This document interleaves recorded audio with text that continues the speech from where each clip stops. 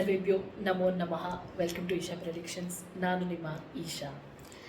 ಈಗಾಗಲೇ ಹೇಳಿದ ಹಾಗೆ ಈ ಸೀರೀಸ್ ಬಂದು ಡಿಕೋಡಿಂಗ್ ವೆಂಕಟೇಶ್ವರ ಸುಪ್ರಭಾತಂ ವಿತ್ ಈಶಾ. ಮೊದಲನೆಯದಾಗಿ ಸುಪ್ರಭಾತಂ ಅಂದರೆ ಅರ್ಥ ಏನು ಅಂತ ತಿಳ್ಕೊಳ್ಳೋಣ.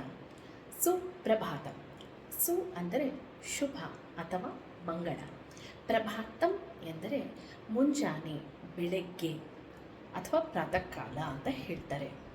ಹಾಗಾಗಿ ಸುಪ್ರಭಾತಂ ಅಂದರೆ ಶುಭ ಮುಂಜಾನೆ. ಇಂಗ್ಲೀಷ್ನಲ್ಲಿ ನಾವು ಗುಡ್ ಮಾರ್ನಿಂಗ್ ಹೇಳ್ತೀವಲ್ಲ, ಅದೇ ಸುಪ್ರಭಾತಂ. ಹೀಗೆ ಮುಂದೆ ಹೋಗ್ತಾ ಹೋಗ್ತಾ ಎಲ್ಲ ಒಂದು ಸಂಚಿಕೆಗಳಲ್ಲಿ ಯಾವಾಗ ಇದನ್ನು ಹೇಳ್ಕೋಬೇಕು ಮತ್ತು ಹೇಗೆ ಹೇಳ್ಕೋಬೇಕು ಅನ್ನೋದನ್ನು ಎಲ್ಲವನ್ನು ಹೇಳ್ತೀನಿ. ಧನ್ಯವಾದಗಳು.